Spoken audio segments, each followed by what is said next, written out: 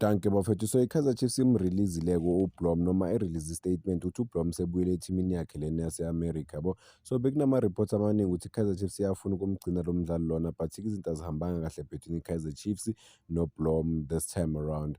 UBlom vele i-deep development ye-Kaizer Chiefs, but manje sidlala i-team yase-America. Ubuyile-ke azozama i-game time, but-ke overall i-South Africa izinto azimhambelanga kahle, ingakho-ke manje alibangise le America, noma-ke bazomthengisa bamthengisele kwenye i-team. Asazi ukuthi i-deal yabo ne-Kaizer Chiefs kwenzekeni laphana, but siyazi ukuthi uBlom noNabi ngathi beyingashayisani kahle, cause I think third last or lapho nje kulamagame okugcina waseligini uBlom akafunanga ukudlala iposition leyo Nabi befuna ukuthi ayidlale ebhenchini. Kuthiwa-ke bake bagejana ngamagama. Siye kuma-comment-ke laphana kuma-fans we-Kaizer Chiefs after i-Kaizer Chiefs announce ukuthi uBlom uyahamba laphana online yabo.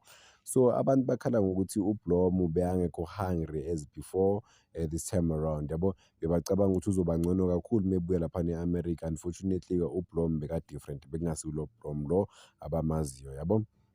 So but abanye bakhala ngo-Coach Nabi ukuthi uCoach Nabi akakwazanga ukusebenzisa uBlom. Bathi uBlom uyi-star, udlala wonke ama-position noma ama-position nje ambalwa uyakwazi ukuwadlala, but-ke under ulokhunjani uNabi bengakwazi ukudlala kahle ama-position yabo.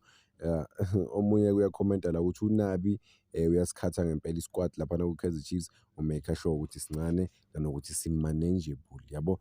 Cause mawubheka ngeke ube ne-squad sabantu abaningi, but abantu bakhona abakuniki lutho. So abantu abaningi vele kumele bahambe ethimini if abadlali yabo. So omunye uthi uNabi kuzoletha ama-player amaningi amasha, so angayenza i-excuse yokuthi usafunda i-style of play. Kusho ukuthi kumele akwazi ngempela ukudeliver ama-results if uzothola ama-player amasha laphana. Omunye uyakhomenta laphana uthi uNabi uyaklina, kusho ukuthi nje uyamuva nje izinto zakudala yabo, ufaka abafana abasha laphana. I think the way enza ngakhona uCoach Nabi uvulela lesiya ama-opportunities for ama-player azofika, njengoba siyazi ukuthi oShiva Viro bayahamba and kubalwa namanye ama-player amaningi laphana ku-Kaizer Chiefs expected ukuthi azohamba yabo. So kuthiwa-ke omunye uvele wakhomenta ukuthi ulona uzoba i-star futhi uBlom la yakhona.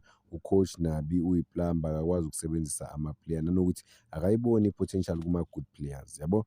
So omunye uthi wambona laphana uBlom undermine uCoach, kusho ukuthi angayawathatha ama-instructions wakhe, engamnaki nokumnaka uCoach. So akabuyele le ku-hip hop league yakhe ko-America yabo.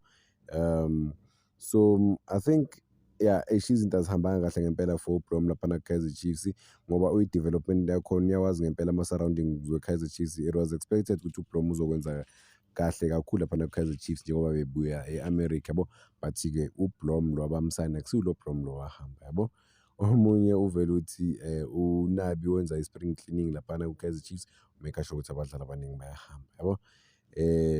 I think yabo kunzima kakhulu for i-Kaizer Chiefs, cause uBlom isizini yabo ku-Kaizer Chiefs overall i-team azange ibe nesizini e-right, naye umfana azange abe nesizini e-right. Maybe ukuthi ubuya kuma-injury, so akasitholi isikhathi sokuthi kube uBlom lo thina esimaziyo esike sambona before. Nanokuthi-ke maybe se-rich kakhulu laphana ema-America, imali ikhona ngempela, not that too much, but ikhona ukuthi umfana bengacabanga ukuthi angaba nemali engaka, but-ke sobona ukuthi uBlom uzohlala e-America noma uzothola enye i-team. Farewell to Blom. I think ngifunde le message yokugcina uthi lona akusiwo lo Blom lo thina esimaziyo. Even that day ngeday badlala no-Relay Mofokeng bekubonakala ngempela ukuthi uloste i-touch yakhe in football laphana e-America, ibhola lakhe alisafani. Danke bafowethu.